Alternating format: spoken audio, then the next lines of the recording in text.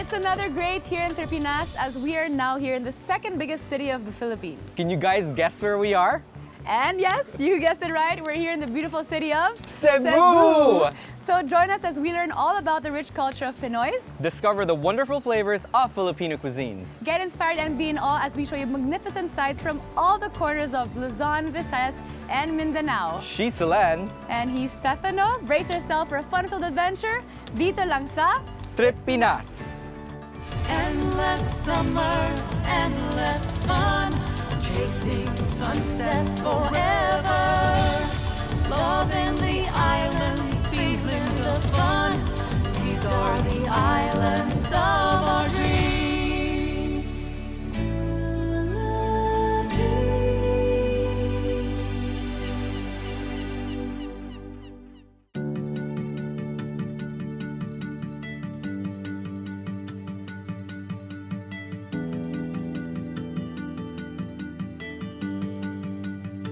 The National Shrine of St. Joseph is actually known as one of the Philippines' oldest churches. So let's find out more about its history. One of the oldest churches in the Archdiocese of Cebu is the parish of St. Joseph in Mandaue City.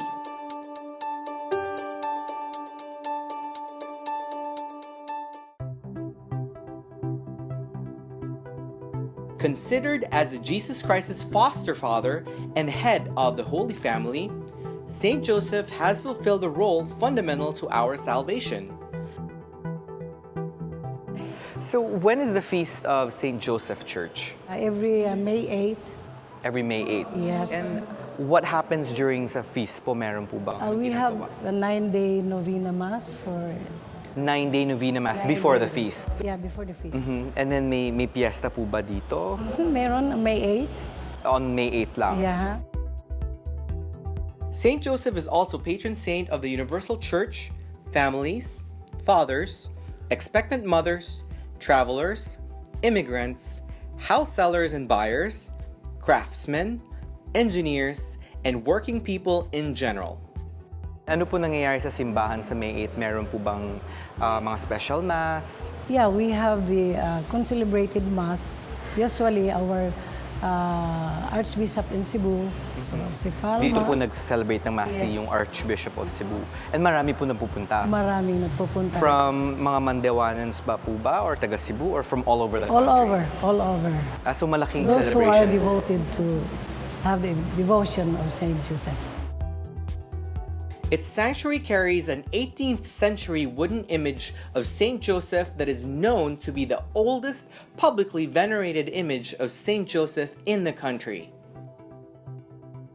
So ano po bang activities nangyayari pa during that? During the fiesta celebration, after the mass, we have our solemn procession. From a certain part of the town to the church? Yeah. Paikot-ikot lang po? Yeah, paikot-ikot. And then after the procession, they come here. Do they do more The activities or may pakain? final blessings. Of course, you are serving poor people here in our community. So may parang community Sarang service po. community service. Wow. So marami nangyayari during the feast. Sige, maraming salamat po. Thank you.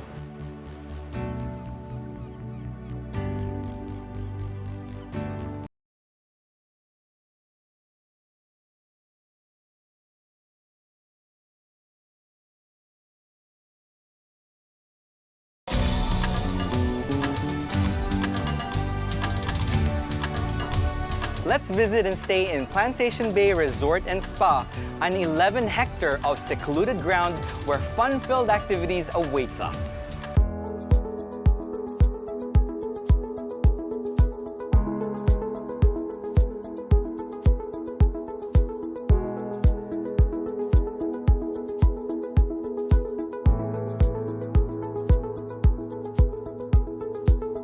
So kasama ko ngayon si Sasha Belamia, ang spa manager dito sa Plantation Bay. So hi Sasha, and thanks for having us. Thanks too for It's having actually us. good to be back kasi I used to come here nung bata pa ako and I can't even remember how old I was. Basta baby talaga. So it's nice to see that you've maintained everything the way it was. Can you tell us a little bit about Plantation Bay and how you stick out from other luxury resorts dito sa Cebu?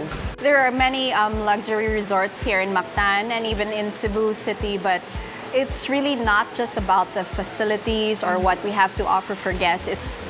I believe it's the people who work here. It's really the people. You have guests coming in and out, and they've been traveling from different one resort to another. But that's what sets us apart. It's the people. And how are the accommodations like? Kasi feeling ko kapag nandito ka, parang hindi na kailangan lumabas. Like it's like a sanctuary, kind of just stay here. So how are the rooms here? Are there family rooms? Can you rent like maybe a small cottage or house? Or how does it work? Plantation Bay is good for families and couples.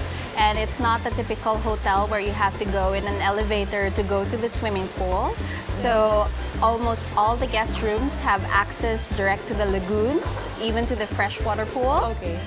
There are rooms good for 4 people. There are rooms good for 6 people. So it really depends on what you want, how you want to spend your vacation. If you want something that's just purely for couples and and since I'm the spa manager, if you want something like you're a spa aficionado, we have rooms in the spa. Or if you want to come here with your family and you're a big family, so we have family rooms, some suites also. And if you don't want access to the saltwater lagoons, we also have poolside rooms. These are freshwater pools, but even if you book the poolside room, you still have access to the saltwater lagoons. Because Plantation Bay is really known dahil talaga sa mga pools nila and lagoons. Because everywhere you go, it's all water. So kahit maraming tao, may privacy pa rin all the time. That's right. So it's so wide.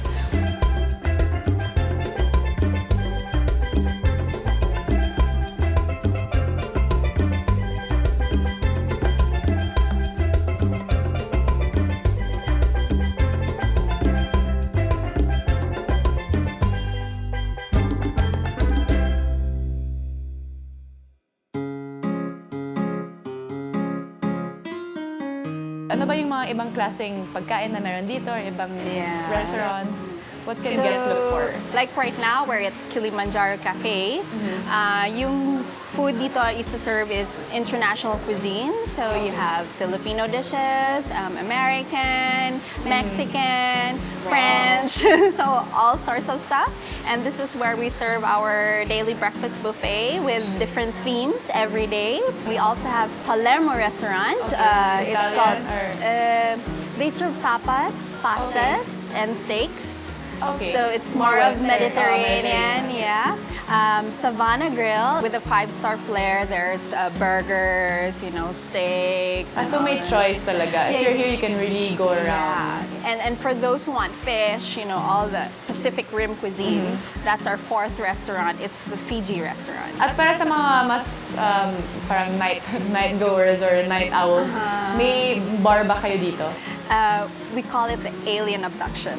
Oh, really? Okay. That's what happens to you when you drink. Right. So for those who want to just, lounge and just chill and have a few drinks, it's not solely for adults because it's friendly for children if they just want to go there for not cocktails, but just fresh juices, they can do that in alien abduction. Plantation Bay is known for weddings, whether it be mostly outdoor, because the main feature really is the saltwater lagoon, and you have the scenic view when you do your wedding and all, and you pass through all the water and all. So corporate events we also do have. We have the Orion Beach where they usually have the team building activities.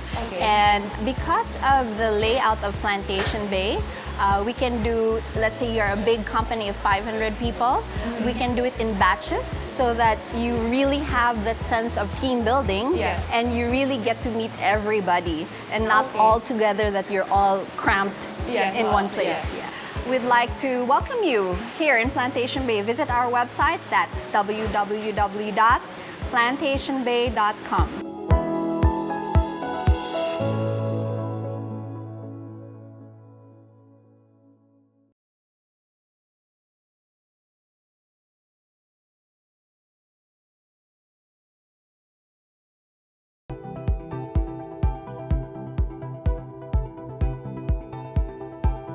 Most people from around the Philippines actually don't know yet that here in Cebu resides a beautiful church called the San Pedro Calungsod Shrine. So guys, let's check it out and see what this beautiful church is about. Pedro Calungsod is a young Filipino martyr who comes from the Visayas. He is the second Filipino saint and the first Cebuano proto-martyr.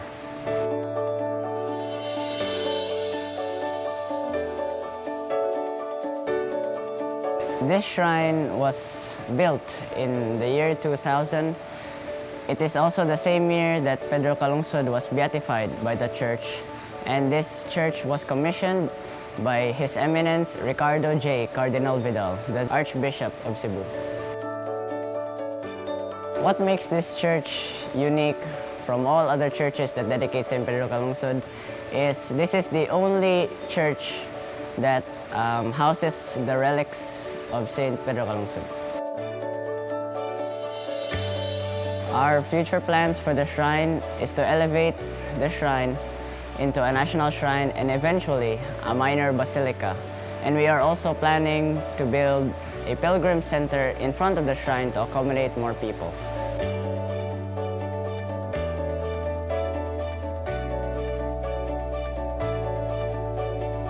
Many miracles, may it be physical or spiritual, have been attributed here at the shrine and through the intercession of St. Pedro Calungsod.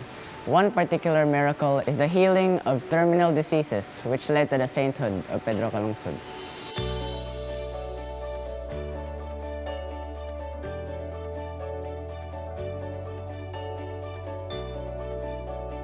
We invite you to come and visit as pilgrims of the Cebu Archdiocesan Shrine of St. Pedro Calungsod and experience the special graces of God through the intercession of St. Pedro Calungsod.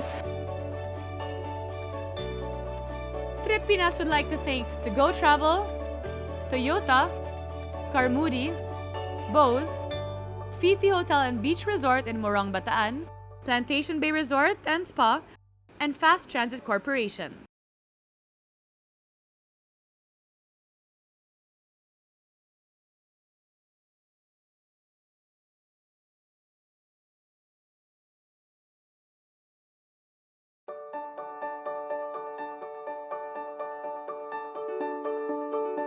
If you think you need a miracle or want to get something done that seems quite impossible, just visit the Simala Miraculous Church here in Cebu and say even just a little prayer, because it is believed that the Virgin Mary of Simala has never failed the ones who've asked for something.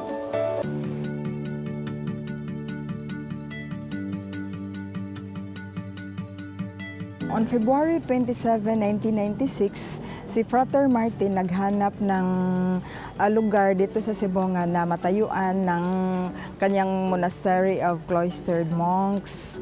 Then nag-pray siya kay Mama Mary at may nagbigay naman sa kanya ng lupain dito sa Barangay Lindugon ng Cebu. Ito ay nasa mountain barangay at saka overlooking ng dagat. Then may nagbigay sa kanya ng image ng Mama Mary from Pampanga at saka dito na sila nagtayo ng maliit na chapel. Ang lugar ay walang tubig at saka hirap sila sa pagkain kaya nagpunta siya sa mga bahay-bahay, sa mga opisina para manghingi ng tulong para sa pagkain nila at saka sa tubig. Through sa mga donations ng mga tao dito nakapaligid lang sa kanila. Mga tao nagbigay ng mga donation, unti-unti yung chapel nila napalaki nila. Catholic ito pero independent siya from the Archdiocese of Cebu. Connected pa rin siya sa diocese. One time, may plague na dumalo dito sa barangay, may dengue outbreak at saka maraming namatay. Kaya gumawa sila, nag-Dawn Rosary for 9 days. During sa Dawn Rosary, naamoy nila ang amoy ng rosas. Yung plague unti-unti ring nawala. Yung first na miracle ni Mama Mary dito sa Lindugon, umiyak siya. Yung may mga sakit, yung mga cancer patients, yung nagpunta dito for intercession kay Mama Mary, na ano sila sa kanilang sakit. Yung mga pilgrims na pumupunta dito, sumusulat sila ng mga petition letters nila para kay Mama Mary at saka yung mass offerings. Then yung mga nagte-take ng board exams at saka bar, na-answered yung petition nila. Bumabalik sila dito, nagsabi na nakapasar sila sa bar at saka sa board.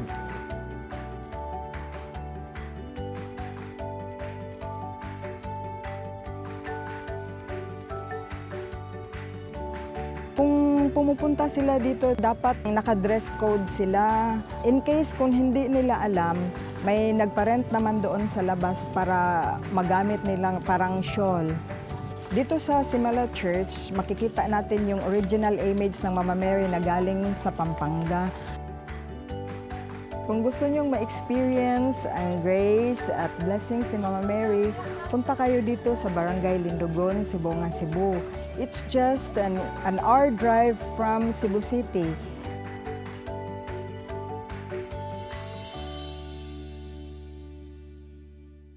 Wow, what a great and relaxing episode. Actually, it's good to always, take time, take a step back and find your inner peace and reflect. Well, I feel exactly the same way too, Sauce. Especially when we live in a very fast-paced world. The urban lifestyle, exactly. We'd like to thank, of course, Plantation Bay Resort and Fast Transit Corporation for hosting us today. So, join us again as we show you places you've never been before. And places that I'm sure you'd like to revisit. Dito lang sa Tripinas.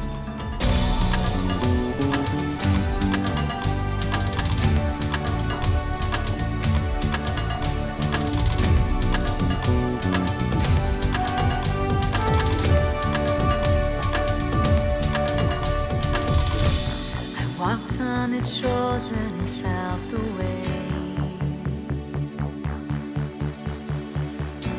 A splash to my body, I danced and swayed.